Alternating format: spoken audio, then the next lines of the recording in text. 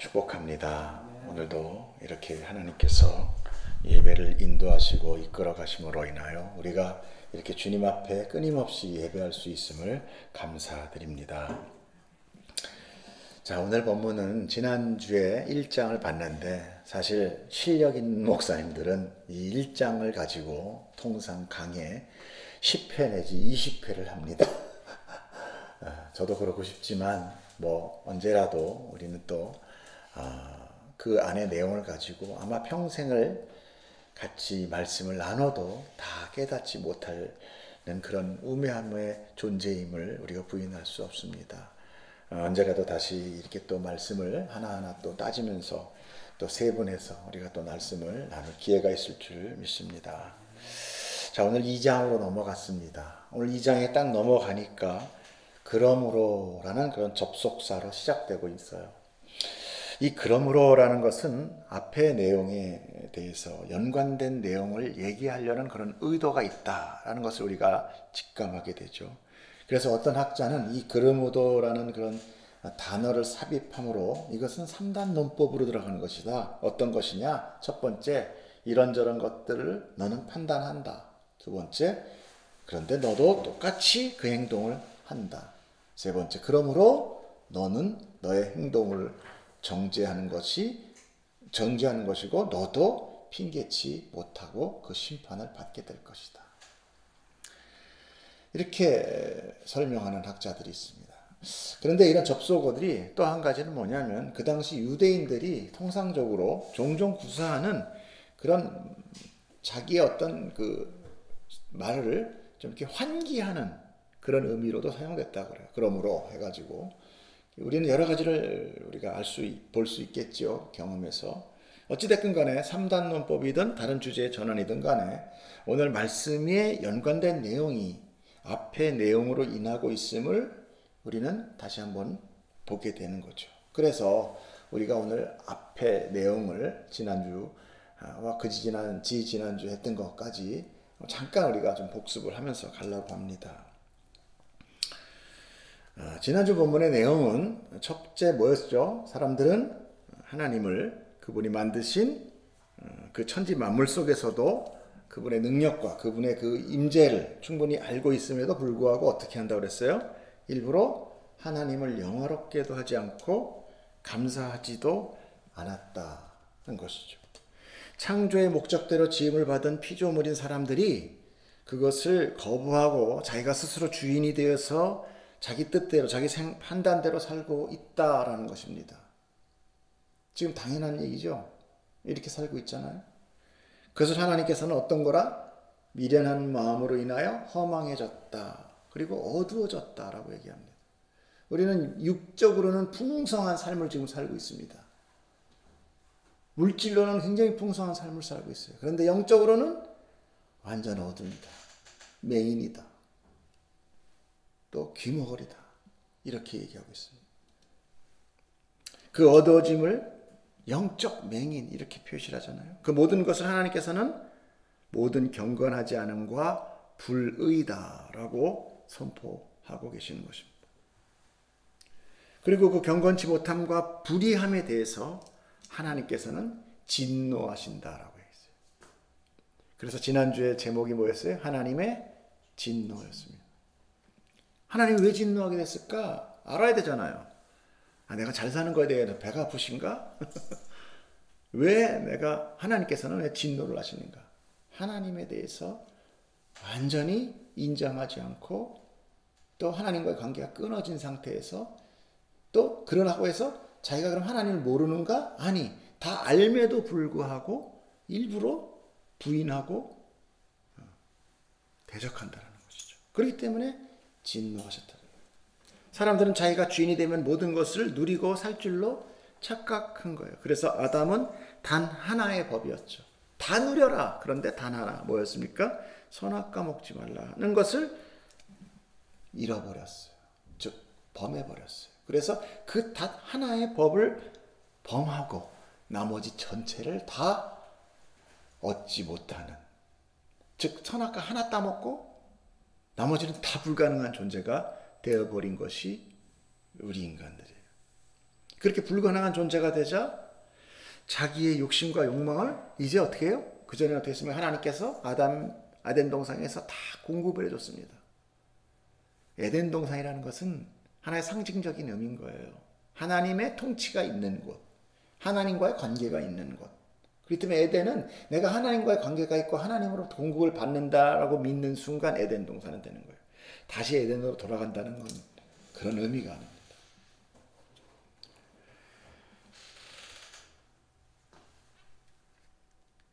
그러므로 인해서 그렇게 모든 것을 공급받던 사람이 이제 그 공급이 끊김으로 인하여 어떻게 됩니까? 자기가 자기에게 공급을 해줘야 되는 그런 지경이 된 거죠.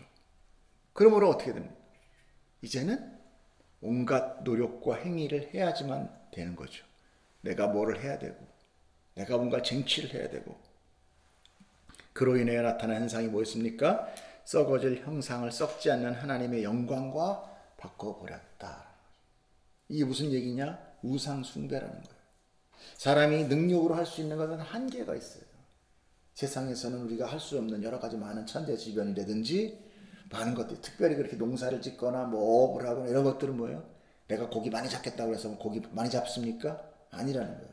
내가 농사 잘 지어서 풍년 이루겠다고 해서 마음대로 됩니까? 태풍 한번 오면 다 쓰러져 버리는 거죠. 내 능력으로 안 되는 그 부분이 있는 거예요. 난이 너무 큰 부분이 있는 거예요. 그 자연 현상에 봤을 때 나는 너무너무 무기력한 거예요. 그래서 어떻게 됩니까? 부족한 자기의 능력을 자기가 보기에 힘이 세거나 신비로움의 그런 대상에 매료되고 그 경이감을 갖고 그의 힘을 좀 빌려서 나의 유익을 얻고자 하는 것. 이것이 바로 우상 숭배인 거예요. 그러니까 여러분들 우리가 기도하면서 하나님 이것 좀 들어주세요. 이게 다 우상 숭배예요. 하나님의 이름을 부르지만 그게 하나님이든 바알이든 뭐든 내 것만 들어주면 오케이. 그냥 할렐루야로 답해버리면 그게 믿음인 줄 믿는 거예요. 아닌 거예요. 자, 우리가 22절을 한번 보겠습니다.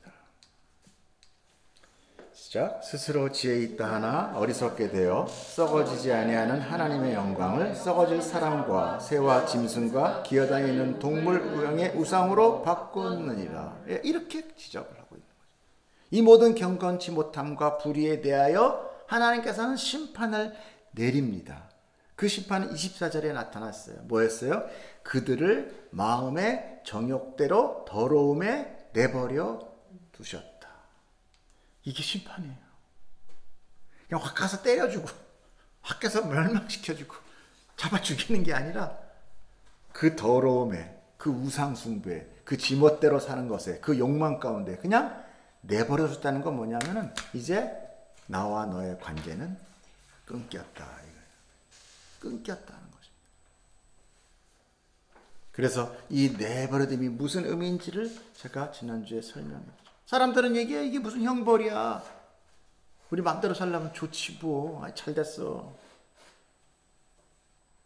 그렇지만 우리가 한 가지 뭘 얘기했습니까? 남의 자식은 죄를 짓는 현장을 봐도 뭐 그냥 지나가요. 그러나 자기 자녀는 목숨 걸고 지킵니다. 목숨 걸고 빼내와요. 그것이 아무리 무서운 무슨 조폭 세상이라 하더라도 내 목숨 걸고 들어가서 끄집어내려고 합니다. 바로 이 하나님의 내버려둠은 창조주인, 그 주인으로부터의 버려짐이에요. 이것이. 아담 때 버려진 거 아닙니까? 예, 아담 때 버려진 거죠. 그 이후에 모든 사람들이 다 그렇게 살면서 하나님은 인내하시고 긍휼하시기 때문에 계속 하나님이 콜링을 했다는 거죠. 그럼에도 불구하고 그들은 다 자기 욕망대로 살고 하나님을 일부러 거부하더라는 거예요. 하나님은 계시의 하나님입니다. 사람들이 노력을 해서 찾아와서 하나님을 깨닫는 게 아니라 하나님은 하나님 스스로가 인간에 찾아와서 내가 너의 하나님이야 라고 가르쳐주세요. 붙드세요. 처음엔 하나님께서 무조건 강압적으로 붙드시고 하신 게 아니에요. 구약이라는 통계를 봐서 사람들한테 많은 것, 선택권을 줬다라는 것을 알 수 있어요. 그렇기 때문에 핑계할 수가 없는 거예요. 무슨 뭐 구원을 자기 마음대로 해. 무조건 끌어당겨. 아니라는 거죠. 충분한 기회가 있었어요. 그렇게 단절된 형벌이 무엇입니까? 그 단절됨으로 오는 형벌, 그 형벌에 대해서 나타나는 현상들이 이제 기록되고 있어요. 그것이 바로 로마서 24장 4절부터 나타납니다. 읽어보세요. 그러므로 하나님께서 그들의 마음의 정욕대로 더러움에 내버려 두사 그들의 몸을 서로 욕되게 하게 하셨으니 이는 그들이 하나님의 진리를 바꾸어 피조물을 조물주보다 더 경배하고 섬김이라.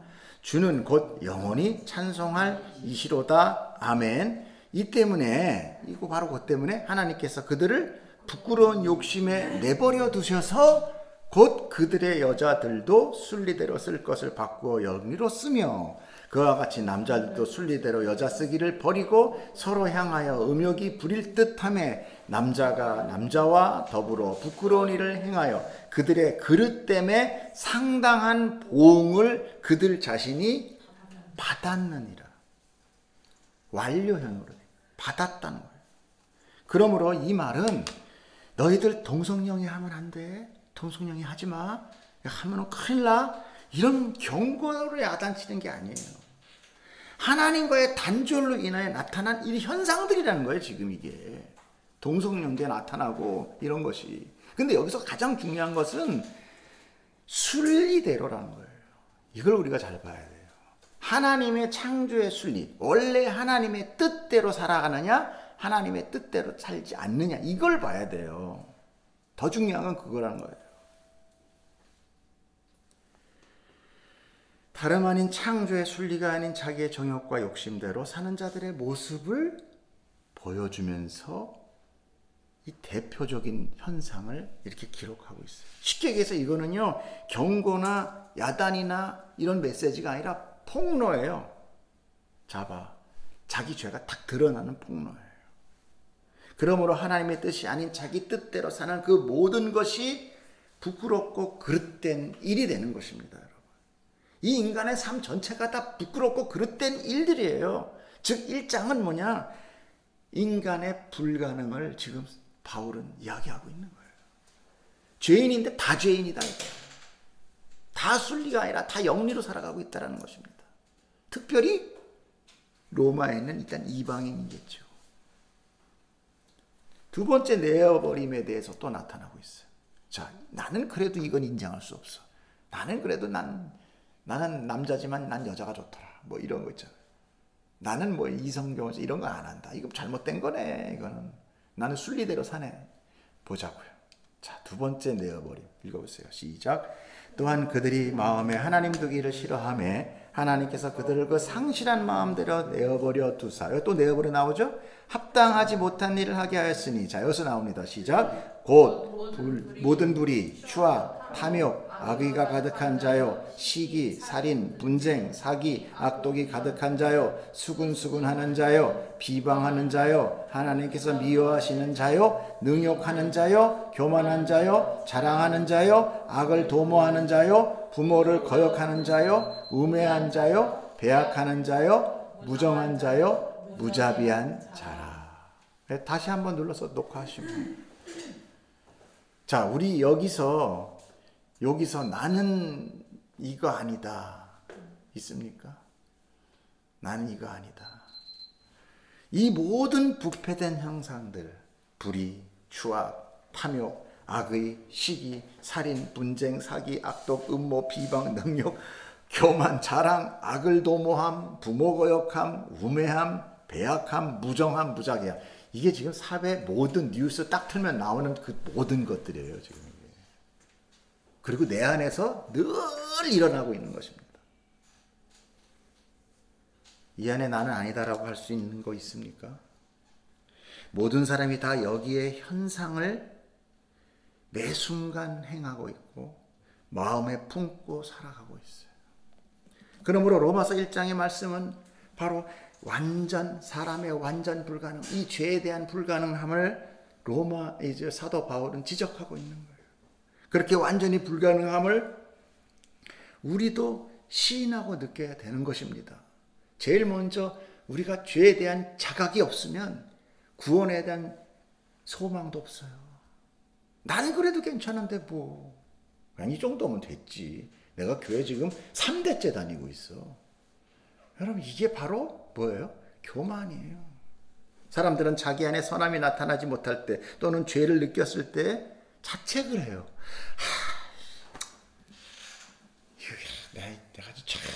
나 같은 놈이 어딨어. 아유, 진짜.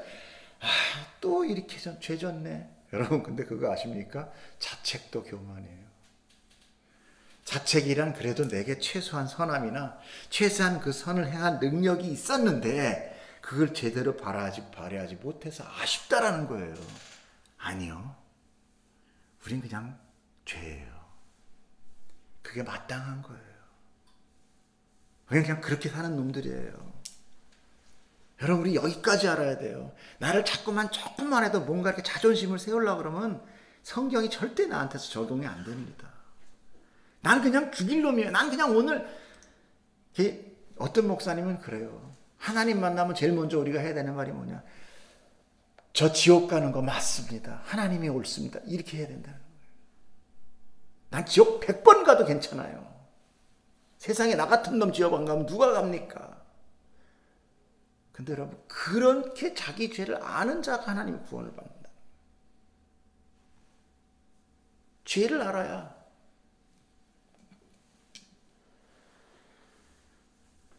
우리는 손에 성경책 쥐고 오른손으로 죄를 짓는 자들이에요. 입으로 주여 주여 하면서 몸은 음란을 행합니다. 눈은 십자가를 보면서 비방하고 미워해요. 이런 자신을 어떻게 제대로 바꿀 수 있습니까? 단 하루도 선하게 살 수 없어요. 근데 어떤 사람 그러죠? 난 최소한 1시간은 버틴다. 그래도 1시간은 좀 지날 수 있다. 여러분, 성경은 지나가는 여자를 마음으로 음란하게 보아도 간음이래요. 누군가를 비혼하면 살인이래요. 이걸 어떻게 할 겁니까? 내 마음 안에서 솟아나는 걸 어떻게 할 거예요? 보이는 건 참았다고 칩시다. 우리 마음 안에 있는 이 죄성을 누가 이길 수 있어요? 우리의 실체는 결코 하나님을 믿지 못하고, 그러니까 우리가 하나님을 믿는다? 다 거짓말이에요. 내가 어떻게 하나님을 믿습니까? 제가 지난번에 얘기했죠. 우리의 믿음은 누구의 믿음이다? 아버지의 믿음이에요. 이 다음에 우리 뽀기가 딱 태어나면 우리 준영이 아빠가 뭐라 그래요? 뽀기야, 아빠는 너를 믿어. 그리고 아빠가 너를 훌륭하게 키울게. 이 아버지의 믿음이 자녀를 키우는 거예요. 올바로. 야단도 치고 매도 치면서. 근데 인간의 믿음이라는 게, 능력이라는 게 한계가 있잖아요. 목사님이 그러더라고요. 나를 너무너무 자기 엄마가 사랑하는데 너무 힘들고 살기 힘드니까 네 이제 학교 그만 다녀라 이렇게 해야 되더라고요. 네 학비 네가 알아서 벌어라 이렇게 해야 되더라고요. 왜? 그거는 엄마의 사랑이, 부모의 사랑이 부족해서가 아니라 실력이 없기 때문에 그런 거예요. 그렇잖아요. 근데 실력이 전지전능하시고 무궁하신 하나님이에요. 하나님이 뜻대로 된다는 것이에요. 이게 믿음이에요, 우리가. 아멘. 자꾸만 내 믿음 들이대면서 난 교회 30년, 우리 할아버지가 장로였어. 아무 소용없어요. 하나님의 믿음이 제일 왕이에요. 하나님의 믿음이 나에게 임해야 됩니다. 그러려면 어떻게 돼요? 하나님과 내가 관계를 맺어야 돼요. 옆에 집 자식이면 안 된다는 얘기예요.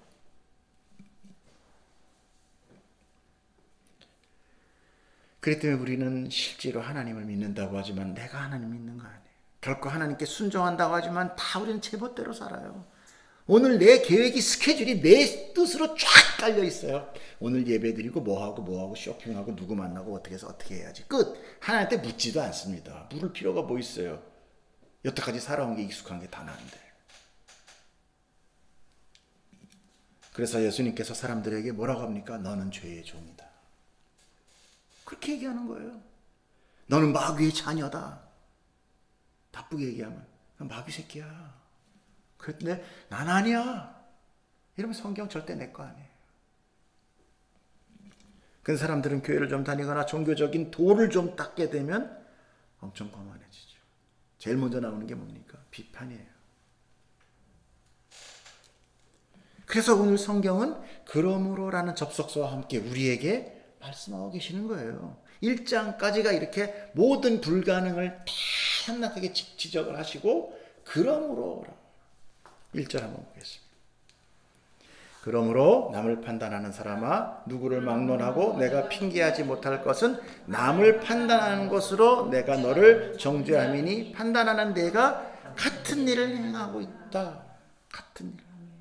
사람들은 항상 남을 비판하는 것입니다. 그 이유는 나에 대한 상대적 판단이에요. 나보다 못하네. 다른 사람의 죄를 정죄하고 지적하는 것은 최소한 자신은 난 쟤보다 나아 이거예요. 이게 우월적 교만입니다. 하나님께서는 그 교만을 지적하시고 그 교만을 미워하시는 거예요. 우리는 하나님 앞에서 그 어떤 마음도 속일 수 없습니다. 숨길 수 없어요. 아니 내가 미처 나의 안에 있는 것들 깨닫지 못하는 것조차도 하나님께서는 마치 나를 유리알 같이 다 알고 계십니다. 우리는 본능적으로 자기 자신의 추한 것을 감추려고 해요. 그래서 세상에는 군대가 제일 베일이 없대요. 군대는 다 벗고 있어요. 그래서 군대 가면 다 죽일 놈이야. 치사해. 남자가 되게 군대 가면 남자가 되게 막 멋있을 것 같죠? 아니요. 초콜릿 갖고 싸우고 사탕 하나 안 준다고 건빵 하나 가지고 전원 집합시켜서 뺑뺑이 돌리고 빠따 치는 게 군대예요. 왜 그래요? 인간의 모습이 그대로 드러나. 여기는 폐쇄된 사회거든. 근데 베일이 제일 많은 데가 어딘 줄 알아요? 교회예요. 또 국회예요. 이런 거예요. 자기를 감추는 거예요. 자기의 더러움을 감추는 거예요. 그러니까 맨날 한 베일 더 치고 또 이렇잖아 그럼 아니야. 그 싸움이잖아요. 국회에서 하는 게 뭡니까? 법을 제정해요? 아니요. 너 나쁜 놈이지. 맨날 아이스 깨끼 하는 데가 국회예요. 사람은 그렇습니다. 또는 뭐예요? 잊어버려요. 자기의 죄에 대해서는 쉽게 잊어버립니다. 하지만 하나님께서는 우리의 모든 것을 아시며 결코 잊지 않는다는 게 이게 무서운 거예요. 누군가 그러더라고요. 하나님의 영원하신 하나님을 뭔지 아냐? 아, 오래오래 계신 엄청 나이 많이 드신 하나님이구나. 이렇게 생각하는데 아니, 영원하다는 건 절대 안 있는다는 거예요. 시간의 구속이 없다는 거예요. 한 번 붙들리면 끝이에요. 못 빠져나온다는 얘기예요. 하나님의 뜻을 가지고 잡은 자 어떻게 해서든지 의의로 만듭니다. 그것이 아픔이에요. 그것이 성도의 고난이라고 얘기해요. 하나님이 날 붙드는데 나는 그때부터 고난이야. 얼마나 이 예수 믿는 게 힘든지 아시겠죠? 우리 힘으로는 못 믿습니다. 그러나 하나님께서는 그 선하신 성품을 따라서 사람들에게 자기 백성에게 긍휼하심으로 아니 이 긍휼은요 온 창조 세계에 다 덮여 있어요. 그리고 은혜를 베푸십니다. 하지만 사람들은 그 은혜마저도 받아들이지 않아요. 거저받는 거 싫어해요. 왜? 내가 거저받을 때는 거저주는 적이 없이 항상 인컴을 다시 리베이트를 생각하면서 주니까 아 이거 분명히 공짜 아니야. 이렇게 생각하죠. 그러므로 자신이 죄인이라는 것을 인정하지 않고 또 그 죄를 용서해 주신다는 것도 무시하는 거예요. 그 얘기가 바로 4절에 나와 있습니다. 읽어봅시다. 홍례가 하나님의 인자하심이 너를 인도하여 회개하게 하심을 알지 못하여 그의 인자하심과 용납하심과 길이 참으심이 풍성함을 멸시하느냐. 무능한 하나님, 심판하지 못하는 하나님, 단죄하지 못하는 하나님, 자기 백성을 보호하지 못해서 이 세상에서 이렇게 지질이 궁상 떨게 살게 하는 하나님, 그것이 하나님의 긍휼인 것을 인정하지 않습니다. 사람들은 구원이라는 단어를 싫어합니다. 구원을 받으려면 먼저 자신이 죄인임을 인정하고 그 죄 속에서 벗어나기를 원해야 되는데 원하지 않는다는 거예요. 좀 더 풍성한 죄 가운데 임하게 하여 주시옵소서 이거예요. 이 물질의 풍요가 바로 그겁니다. 목적이. 성경에서 가나안에다가 넣으면서 모세를 통해서 얘기한 게 하나님 뭡니까? 저들이 가나안에 들어가서 배부르고 등 따시면 100% 나를 배반할 거다. 하나님은 다 아세요. 그럼에도 불구하고 풍요를 먹이세요. 또 배반하면 선지자 보내서 또 돌이키세요. 알면서도 계속 인생의 그 죄성을 아시면서도 속아주시고 또 넘어가시고 또 이끄시고 또 치시고. 엄마도 그러잖아요. 아이들이 사탕 먹으면 이빨 썩어, 졸르면 하나만 먹어야 돼.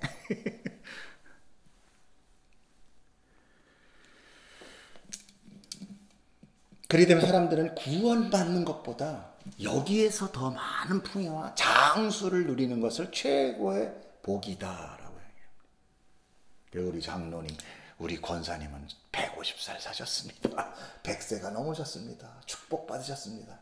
뭘 축복이에요? 빨리빨리 구원받아서 빨리빨리 하나님 나라 가야지. 너는? 저도 모르죠. 그러므로 그들의 회개는 진심이 아니에요. 그래서 뭐라고 합니까? 마음의 할례를, 육적인 할례로 그냥 뭐 살아나는 껍데기 잘랐다고 그거로 끝났다고 생각하지 말고 네 마음의 할례를 받아라. 사람들이 그 길을 가고 싶어 하는데, 그 길 때문에 교회에 왔는데, 거기 가고 싶어서 왔는데, 뭐 무당 믿고 절간에서 아무리 저기 뭐 기아 올려도 잘하는데, 야 어디가 하나님이 왕이래, 거기 가면 좋겠다. 그리고 와서 열심히 헌금하고 봉사했는데 그것 때문에. 근데 그걸 회개하래. 회개는 뭐예요? 돌아서라는 거예요. 그 길 가던 걸. 왜 돌이키겠습니까? 누가 돌이키려고 해요? 아무도 돌이키고 싶어 하지 않아요. 지금 오늘날 교회가 조금 이상하게 변하는 게 다 글로 가고 있습니다. 지금. 다 그게 복이라고 생각해. 사람들 막 모였어. 그런 사람들이 다 모였는데 목사 와가지고 여러분 그거 복 아닙니다. 그럼 다 나갈 거 아니에요. 그러니까 할 수 없이 그 복 맞아요. 이렇게 해줘야 와서 막 헌금할 거 아닙니까? 이거 제가 교회를 비판하자는 게 아니라 상태가 그렇지 않습니까? 지금 코로나 때문에 가장, 오늘도 제가 뭐 유튜브를 전 안 믿습니다. 팩트만 믿는데 거기 이제 그래도 방송 이름으로 올라온 교회들이 지금 교회가 지금 코로나 때문에 가장 많이 지금 경매에 나와 있대. 경매판에 교회 건물이 지금 제일 많이 나와 있다. 그럴 수밖에 없죠. 그럴 수밖에 없죠. 사람들이 눈에 안 보이는 하나님을 안 믿듯이 눈에 안 보이는 교회에다가 자기 헌금을 하나요? 안 하죠. 할 수가 없죠. 그 하는 자체가 그 이상한 거죠, 오히려. 그래서 5절에 이렇게 얘기하는 거예요. 아세요? 다만 내 고집과 회개하지 아니한 마음을 따라 진노의 날, 곧 하나님의 의로우신 심판이 나타나는 그날에 임할 진노를 너는 그냥 쌓고 있을 뿐이다. 쌓고 있어. 우리의 심판은요, 앞에 가서 변명이 안 된다니까요. 여러분, 제가 이제 얘기했잖아요. 이 나라, 이 세상의 심판은 어떻게 재판은 변호사라는 게 있다고 그랬잖아요. 자기가 뭔가를 난 아니야.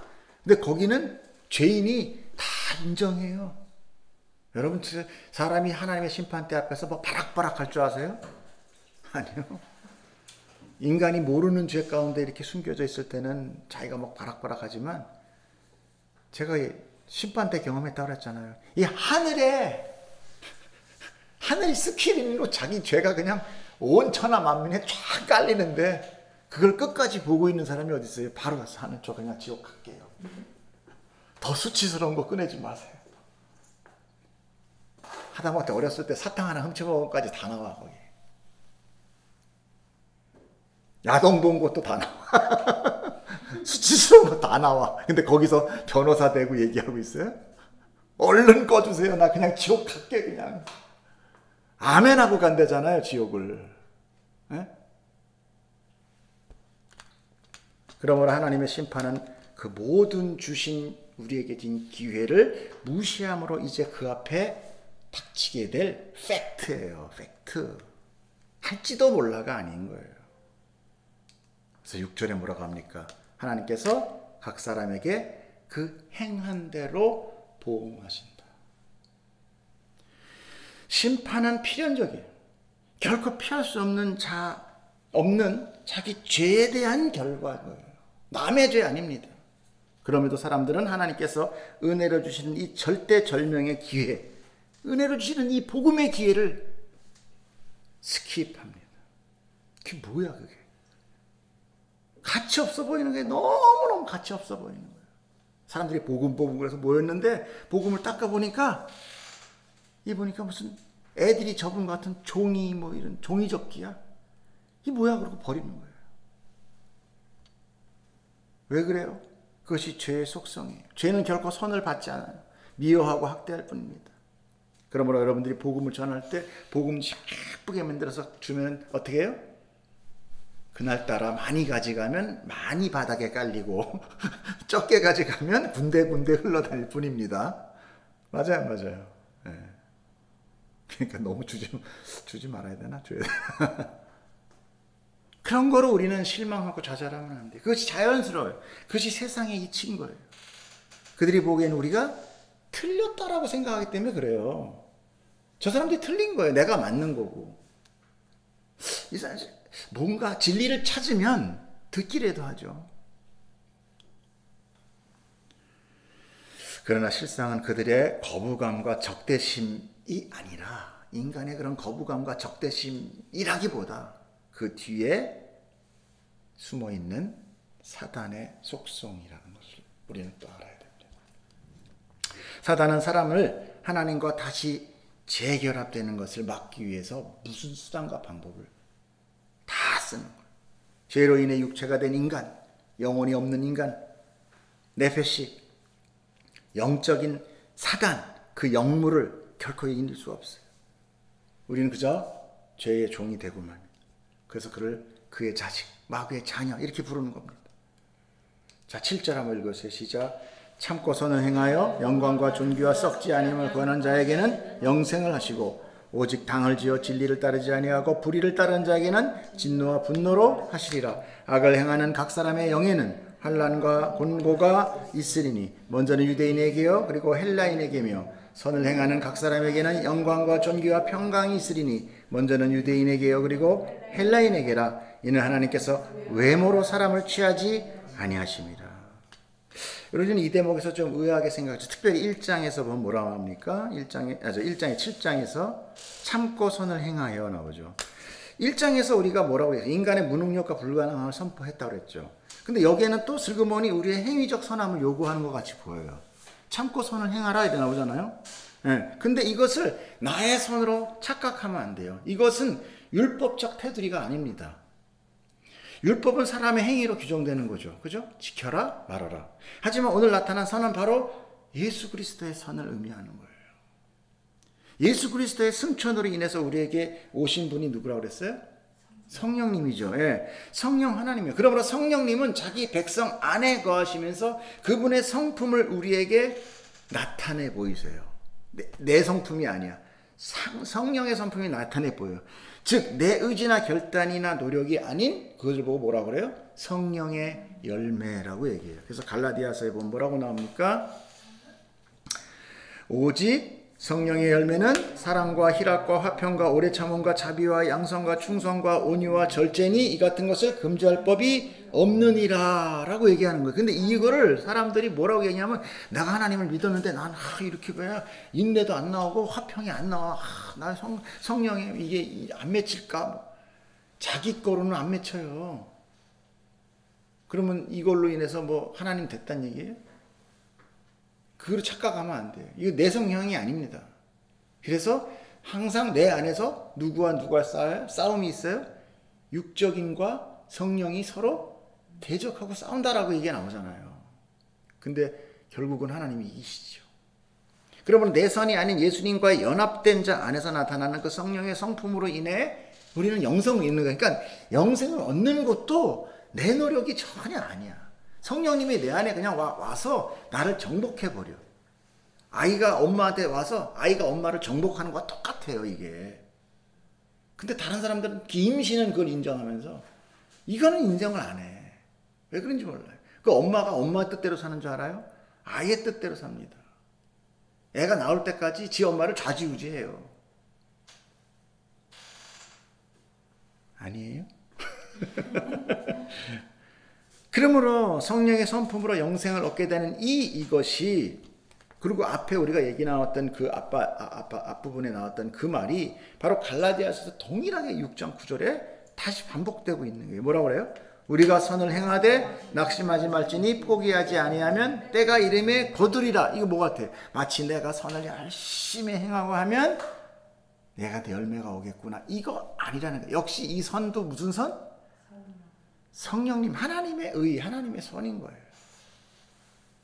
바로 이것이 나에게 부어지는 것, 이것이 나와 하나 되는 것, 이렇게 연합되는 것, 이것이 바로 하나님의 은혜라는 거예요. 하지만 그 은혜를 거부하는 자, 앞서 4절에서 언급한 내용대로 진리가 아닌 불의를 따르는 자에게 심판은 필연적으로 임하게 되는 거예요. 아니, 모든 이에게 심판이 떨어졌는데 하나님이 기회 준 자를 잡는 자, 즉 어떻게 보면 하나님이 연합한 자, 하나님이 택하신 자 외에는 그냥 자기 죄로 다 멸망받게 된다. 그래서 9절에 보면은 각 사람의 영이라고 국한되어 지적한 거예요. 오늘 이 말씀은 사도 바울이 로마에 있는 사실 유대인들에게 하는 말입니다. 앞에서 1장이나 아까 뭐라 했어요? 그 이방인들의 그 죄성을 얘기했어요. 근데 여기서는 그러므로라고 얘기하는 이 대상은 유대인들 대상이에요. 그들은 선민 사상에 취해 있었어요. 죄에 대한 구원을 갈망하지 구원에 대한 어떤 죄로 인한 그 구원에 대한 그런 갈망을 하지 않아요. 오직 구원은 자기는 이미 따놓은 당상이다라고 생각했어요. 그래서 구원받은 자, 선택받은 자들이 하나님이 우리에게 준 그 율법을 행위로만 지키며 살려고 했습니다. 그러므로 그들은 자기들의 행위로 거룩함을 증명하려고 했지만 그게 돼요? 안 된다고 그랬죠. 율법은 절대 인간이 죄인이 할 수 없습니다. 그러므로 그 다음에 나타나는 것이 뭐예요? 그렇게 하지 못하는 이방인들을 정죄하고 비판하면서 자기들은 좀 낫다라는 것을 이야기하고 싶은 거예요. 1장의 모든 불의와 경건치 못함이 이방인들을 향한 것에 대하면 이제 2장에서는 유대인들에 대해도 비판하는 너희도 동일하다라고 이야기하고 있는 것입니다. 오늘날 이 유대인에 대한 경고는 과연 뭐겠습니까? 하나님을 먼저 아는 자, 즉 오늘 이 교회를 보고 얘기하는 거예요. 먼저 믿은 자. 그러므로 이 경고는 바로 우리들에 대한 경고예요. 그러므로 너 교회 좀 다닌다고 껄떡대는 너희들아, 너희들도 똑같아. 유대인들은 율법을 지킴으로 구원을 얻는다고 했다면 오늘날 기독교인들은 교회 좀 다닌다고 그 안에 프로그램과 형식적인 예배에 좀 참여했다고 세상과 나는 다르다라고 그들을 비판하는 아닙니다. 사람 다 똑같아요. 죄로 인해 모든 사람은 다 불가능한 존재요. 불의를 일삼으며 살아가는 있을 뿐이에요. 세상의 죄인들은 결코 율법을 지킬 수 없습니다. 유대인들이 하나님으로부터 율법을 받았다고 해서 구원이 성취된 것이 아니었어요. 율법은 너희들이 얼마나 악한지 그 죄에 대해 깨달으라고 하나님께서 주신 거예요. 물론 율법은 지켜져야 됩니다. 이 율법은 뭐라고 그랬어요? 하나님 나라의 법이라고 그랬잖아요. 우리가 하나님 나라에 가면 법이 그 법대로 사는 거예요. 왜? 그 어려운 걸 어떻게 가 살아? 여긴 지금 거기서 여기 와서 죄대로 살려면 그게 더 힘들어. 아는 하나님을 부인하면서 사는 게 더 힘들어. 그건 어디에 젖어 있느냐, 어디에 본성이 있느냐에 따라서 다른 거예요. 하나님 나라 가면 자연스러운 게 율법이에요. 이웃을 사랑하고 하나님을 사랑하고 하나님을 찬양하며 감사하며 기쁘며 공급받는 자들의 어떤 충만이, 하나님으로서의 충만이 거기 있거든요. 근데 여기는 어때요? 아각거리면서 살지 않으면 절대 뭐라 그래요? 우리가 살 수 없잖아요. 저 옆에 놈을 깔아뭉개야 내가 살아가는 거예요. 그렇기 때문에 우리가 율법을 그러면 전혀 지키지 않는다고 해서 전혀 지키지 않아도 되네, 이런 얘기는 아닌 거죠. 그래서 우리는 모든 율법의 완성이 되신 예수 그리스도가 필요한 거예요. 예수가 왜 필요하냐? 그것이 왜 복음이 되느냐? 바로 그것입니다. 여러분, 오늘 하나님의 간섭으로 인해요 내가 곤고한 삶을 살게 되었습니까? 여러분, 감사하게 생각하십시오. 그분의 손이 내 삶 가운데 있다라는 것입니다. 그것이 얼마나 내 삶의 큰 영광이며 그 은혜가 나에게 충만하며 그거로 인하여 내가 하나님 앞에 자녀된 삶을 살고 있다는 것이 얼마나 감사한지를 우리는 깨달아야 돼요. 그 깨달음이 크기 위해서는 내가 얼마나 악한 죄인인지, 내가 얼마나 불가능한 존재인지를 깨달아야 된다는 거예요. 우리는 아무렇게나 나타난 존재들이 아니에요.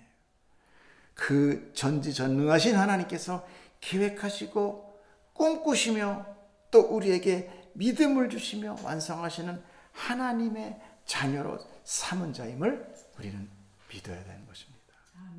여러분, 하나님의 심판은 올고 혹시 안 올고 아닙니다.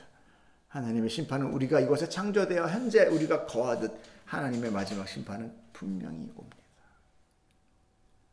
그 심판은 심판받고 불의한 자들에게는 어렵고 힘들고 고난의 시간, 아니 멸망의 시간이 되겠지만 하나님의 택함으로 인하여 우리가 죄인임을 회개하고 하나님을 인정하는 자에게는 아까 뭐라고 합니까? 생명을 주신다.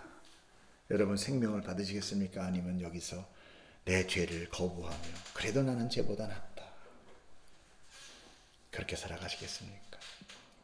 오늘 저는 특별히 오늘 같이 예배하는 모든 백성들, 또한 오늘 여기 하는 이 장소, 그리고 여기서 또 하나님의 기업으로 받은 우리 이 원장님, 모두 가장 중요한 복은 하나님과의 관계 가운데 하나님이 주시는 생명임을 믿으시길 축복합니다.